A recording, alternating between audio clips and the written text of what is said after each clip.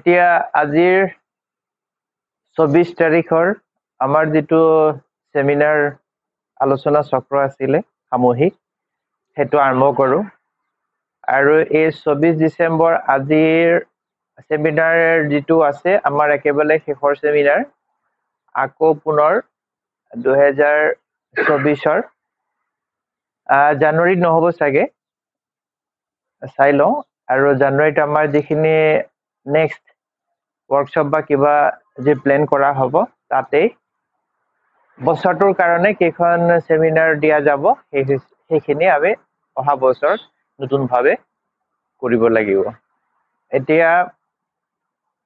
আজিৰ এই সেমিনাৰটোত আলোচনা চক্ৰত আপোনালোকৰ ফালৰ পৰা কিবা যদি প্ৰশ্ন থাকে সেইখিনি আলোচনা কৰা যাব আৰু সেইভাগে যি পাৰো আমি আজি দৰকাৰী বিষয়টো নহয় জানো আজিৰ যিটো দিন আজিৰ যিখিনি সময় সেইখিনি আশাটো পুৰা ৰাখিছোই মই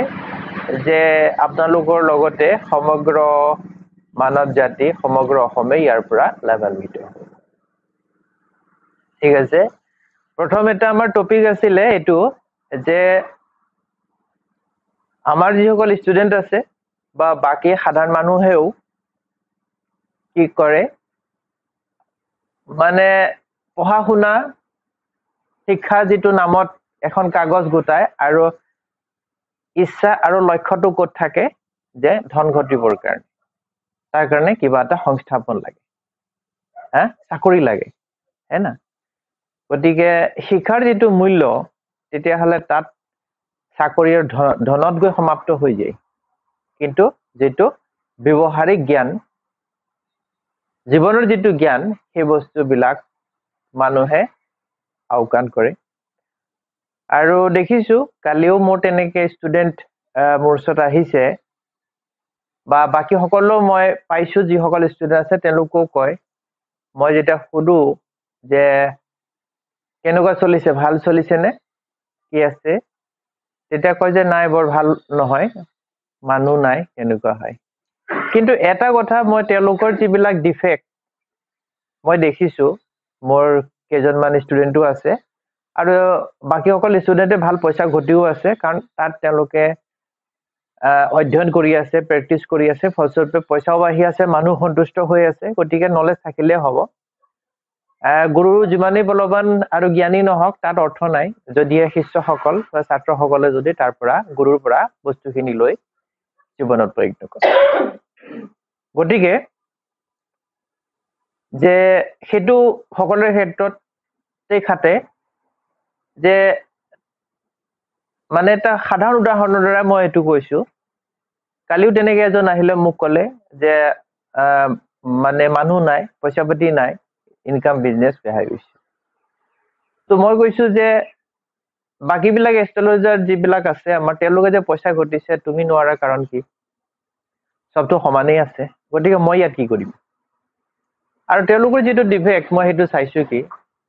সো আজি যিখিনি বস্তু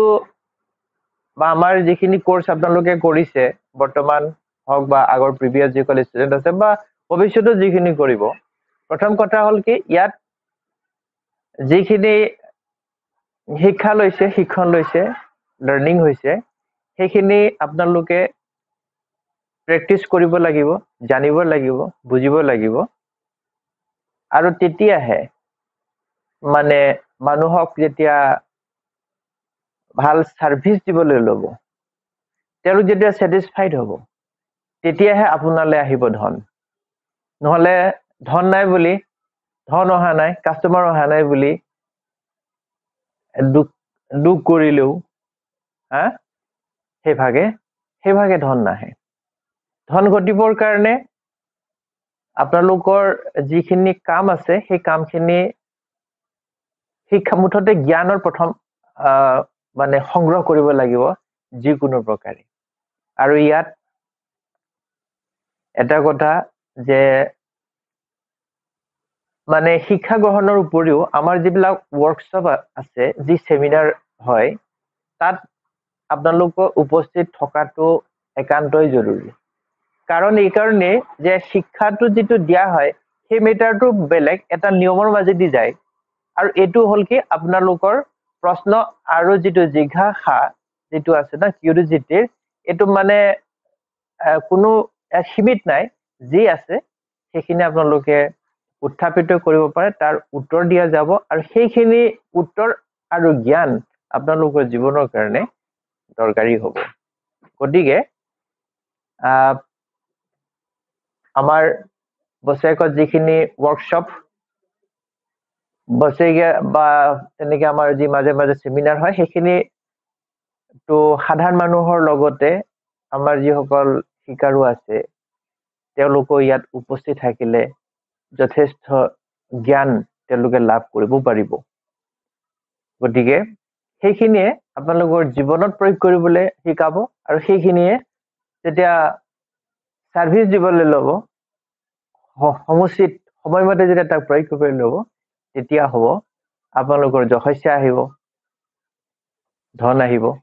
সম্প্ৰসাৰণ হ'ব সেইকাৰণে মই এটা ষ্টুডেণ্টসকলক কৈছিলোঁ সেইটো এতিয়ালৈকে হৈ থাকে নাই আপোনালোকে মই দেখিছোঁ যিবিলাক দুখ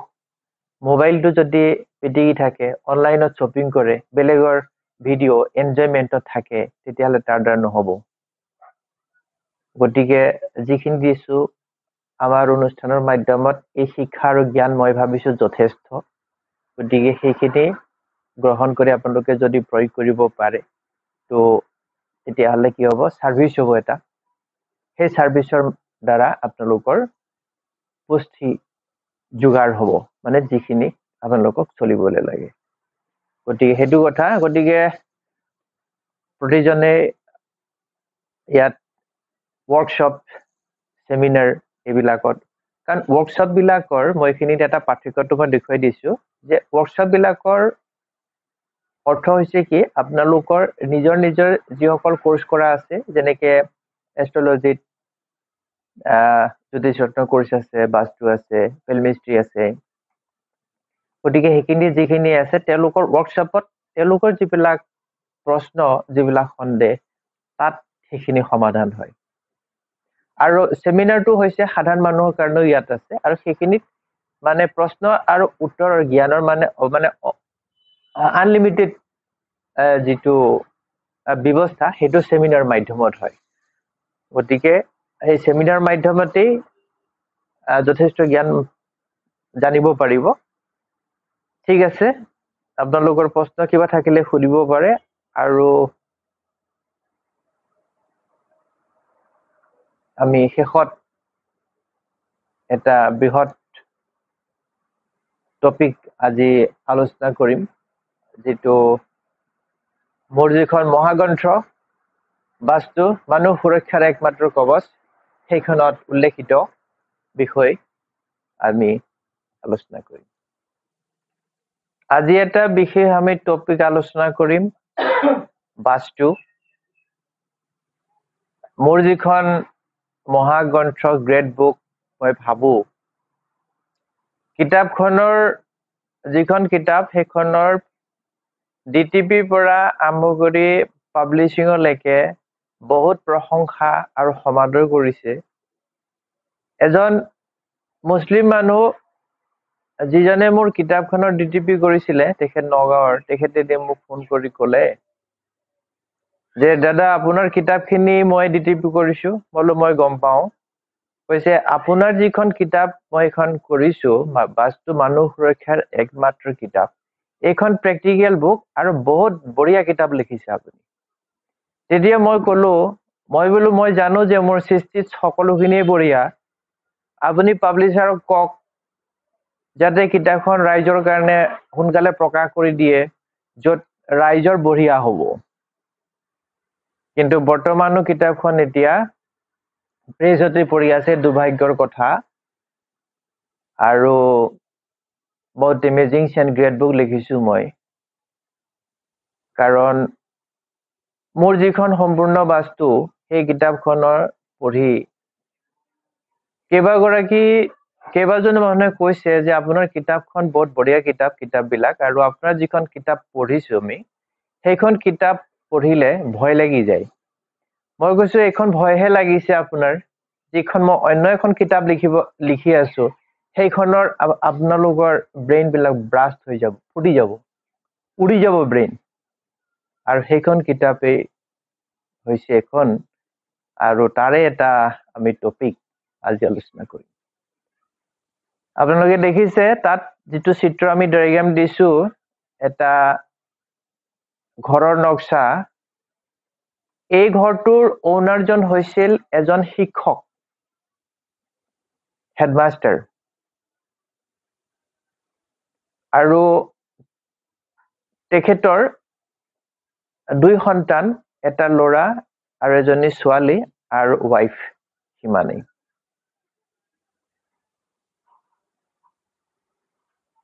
এটো হল আমাৰ যেটো সাবজেক্ট এদিন এজন ডেকা ল'ৰা প্ৰায় 38-39 বছৰ মান হ'ব মোৰ চেম্বাৰত আহি সোমালে জ্যোতিষৰ পৰামৰ্শ ল'বৰ কাৰণে এষ্ট্ৰলজিক্যাল গাইডেন্সৰ বাবে তেখেতে আগতেও এবাৰ আহিছে বুলি মোক সেই সময়ছোৱাত জনালে আৰু ক'লে যে আপুনি ল'ব দিয়া বস্তুখিনি আৰ্থিক নাটনিৰ বাবে মই ল'ব পৰা নাই আপুনি কোৱাৰ দৰে মোৰ সমস্যাবিলাকৰ শেষ হোৱাও নাই যিয়ে কৰো মই সকলোতে নিষ্ফল ল'ৰাজনে সেই বুলি মোক পূৰ্বৰ যিবিলাক কথা মই কৈছিলো আওৰালে জীৱনত পোৱা নিষ্ফলতা অকৰ্মণ্যতাৰ বিষয়ে তেওঁ মোক অৱগত কৰিলে আৰু ঘৰটোত যে দুখ আছে সেই বিষয়ে তেখেতে মোক জনালে তেখেত আৰ্থিকভাৱে ইমানেই দুৰ্বল আছিল যে পূৰ্বে দিয়া প্ৰতিকাৰখিনি লোৱাটো দূৰৰে কথা বৰ্তমানে মোৰ ফিজটো দিবলৈ তেওঁ অসমৰ্থ যি হওক তেখেতৰ ঘৰটো এবাৰ চোৱাৰ কাৰণে চোৱাৰ মোৰ ইচ্ছা হ'ল আৰু তেওঁ মোক আমন্ত্ৰিত কৰিলে তেখেতৰ ঘৰটো মই দিকানে দিছো ইয়াতে এদিন তেখেতৰ ঘৰত মই প্ৰৱেশ কৰিলো ঘৰটোত সোমোৱাৰ পিছতেই মোৰ সকলোবিলাক বিষয় মই স্পষ্ট হৈ পৰিল মাটিডোখৰ ঠিক তিনিকুণীয়া মাটি তাত আপোনালোকে দেখিছে তিনিকুণীয়া মাটিত তিনিকুণীয়া ভূমিত সদায় কাজিয়া পচাল মত বিৰোধ মতানৈক্য থাকিবই যেনেকে ইয়াৰ গ্লোবেল শ্ৰীলংকা ইয়াৰ অন্য এটা উদাহৰণ মোৰ কথাত মাকে হয়ভৰ দিলে যে হয় আপুনি ঠিকই কৈছে আৰু এটা বিশেষ মন কৰিব ইয়াত যেটো নৰ্থ ইষ্ট এংগেল আছে মানে ইখান কোণ আছে না ইখান কোণটো কাট হৈ গৈছে that means তাৰ যেটো এংগেল হি ফৰ্ম কৰা নাই he more than 120 above north east এংগেলটো এই এংগেলটো যদি কাট হৈ যায় তেতিয়া হলে ব্যক্তিৰ নিষ্ফলতা আৰু অধাৰ্মিক কৰায়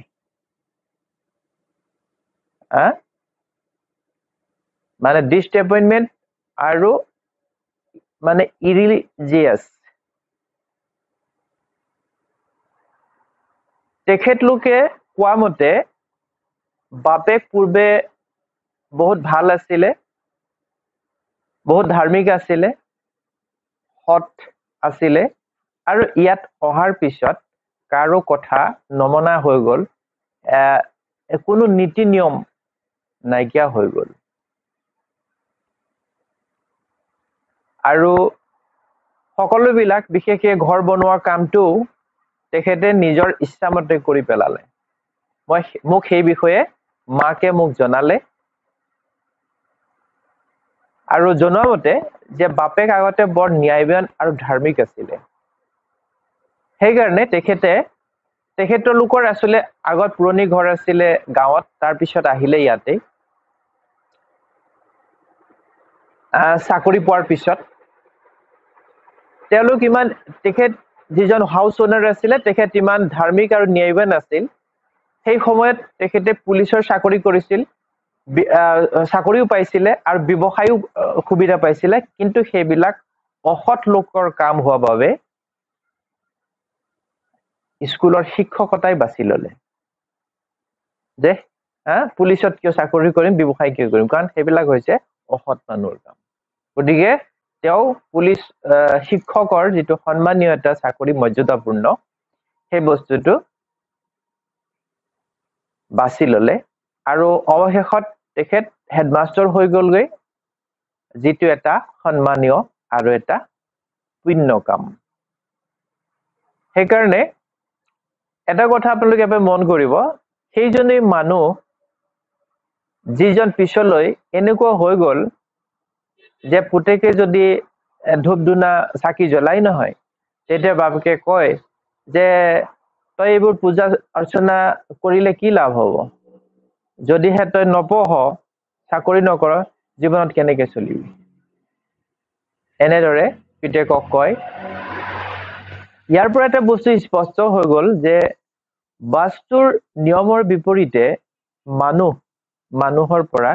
শয়তানৰ শাৰীলৈ গুচি যায়। বাস্তুৰ কাৰণেই, সেইটো মোৰ অভিজ্ঞতাৰ পৰা মই বৰ্তমান পৃথিৱীত দেখি আহিছো,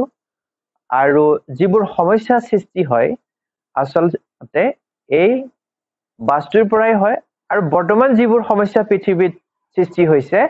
এই বাপেক শ্ৰেণীটোৱেই সৃষ্টি কৰি আহিছে। কাৰণ যিজন ডেকা ল'ৰা মোৰ ওচৰত আহিছিলে, তেখেতৰ বাপেকৰ বাপেক অৰ্থাৎ ককাক গাঁৱৰ এজন সাধাৰণ মানুহ আছিলে আৰু এটা সাধাৰণ জীৱন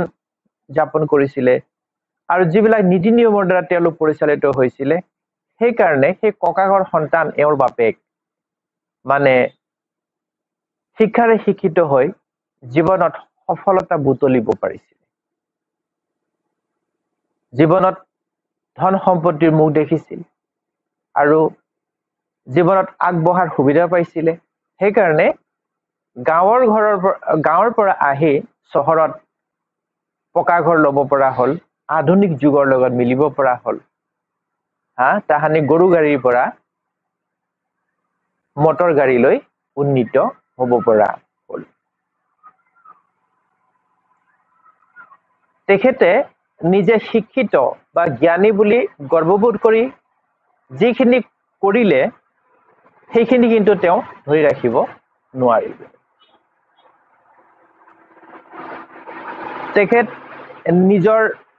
অস্বাভাৱিক মৃত্যুৰ লগতে পৰিয়ালৰ বাকী মানুহকেইটাকো আধা মৰা কৰি গুচি গল।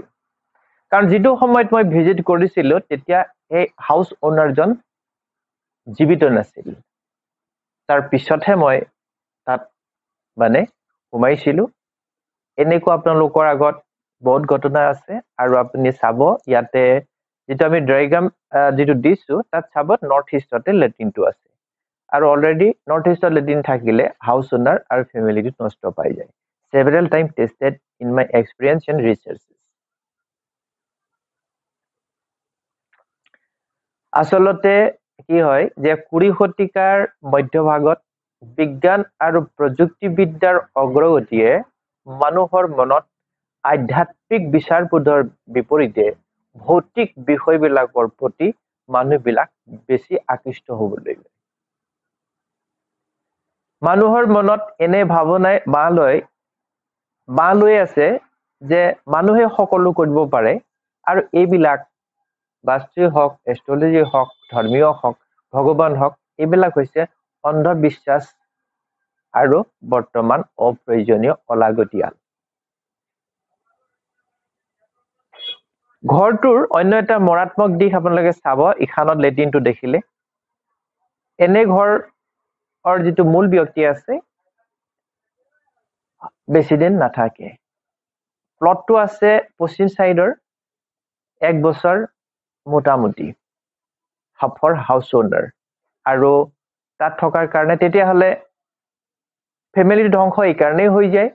যে কাৰণ হাউচ অনাৰ পিছত তেওঁ যদি পুত্ৰ সন্তান থাকে, তেতিয়াহ'লে তেওঁ অনাৰ হ'ল। গতিকে এইটো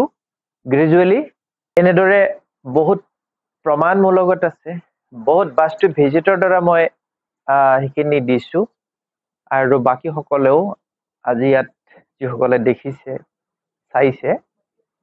এইবিলাক তত্ত্ববিলাক দেখিব আপুনি আনবিলাক তত্ত্বতকৈও বহুত সঠিক প্ৰামাণিক এই বিষয়ে মই ক'ব বিচাৰো এই ঘৰটোত যেতিয়া তেখেতে কনষ্ট্ৰাকশ্যন কৰিলে হৈ যোৱাৰ পিছতে সময়ৰ পিছতে ঘৰটোত দেউতাকৰ মৃত্যু ঘটিল বাপেকৰ মৃত্যুৰ ক্ষেত্ৰত পুতেক দায়ী বুলি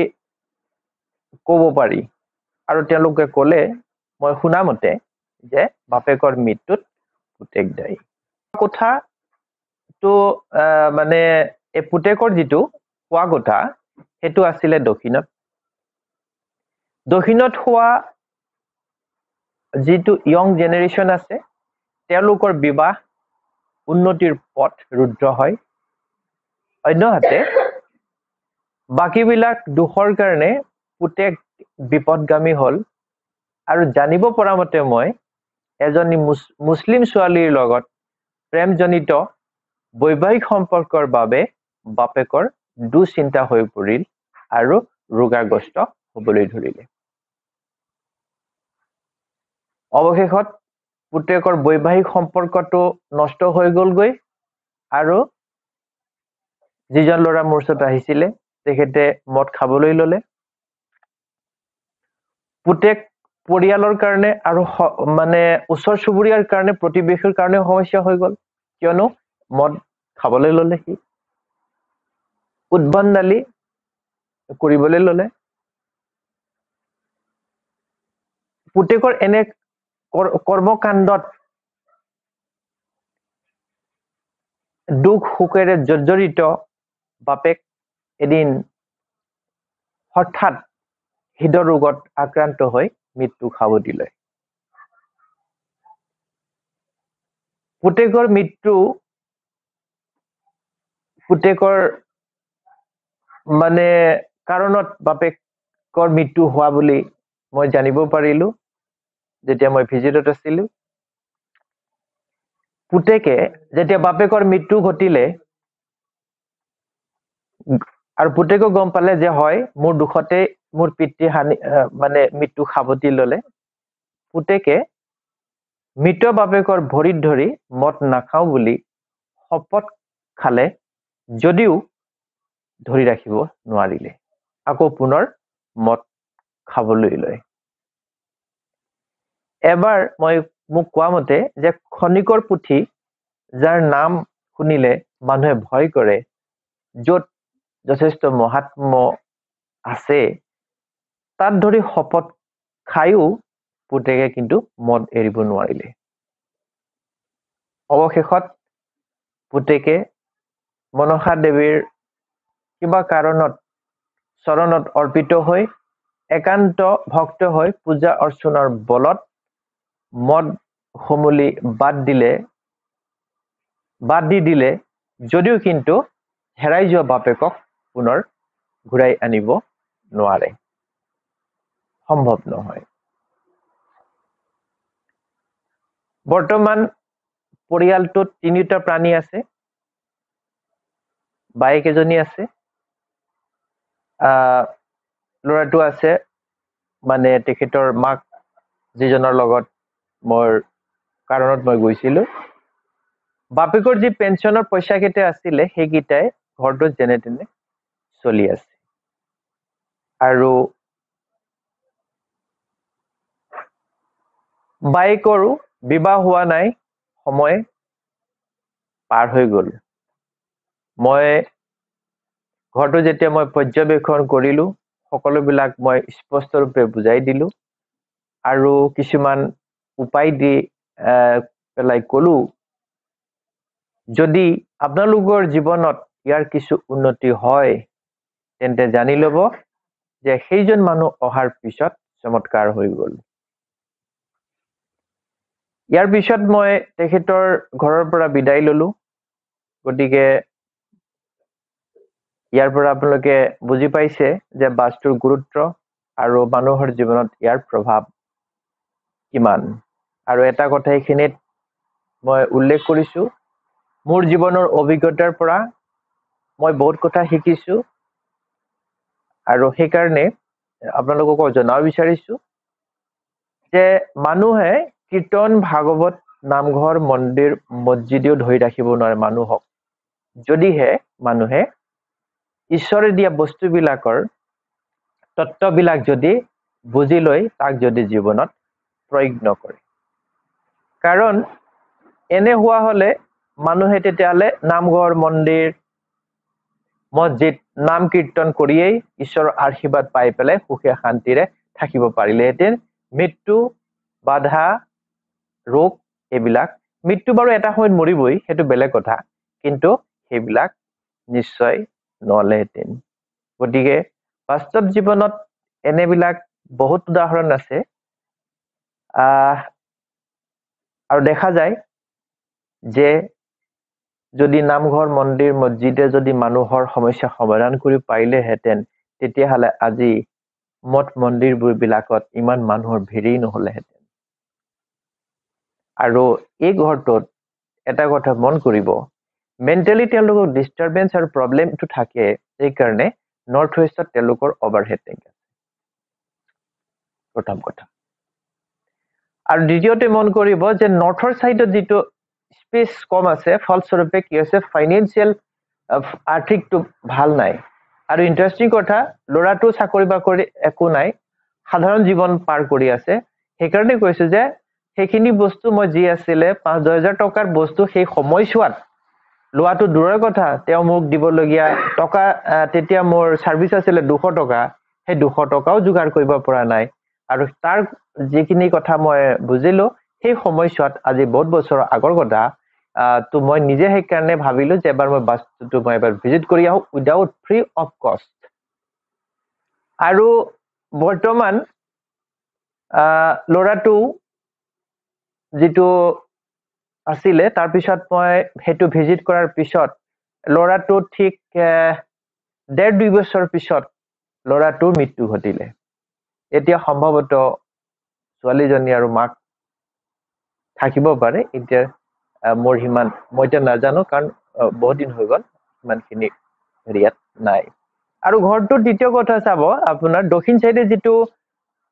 স্পেচ বেছি আছে গতিকে ফাইনেন্সিয়েলৰ ঠাইত এক্সপেণ্ডিচাৰ বেছি হ'ব দ্বিতীয় কথা হৈছে কি যে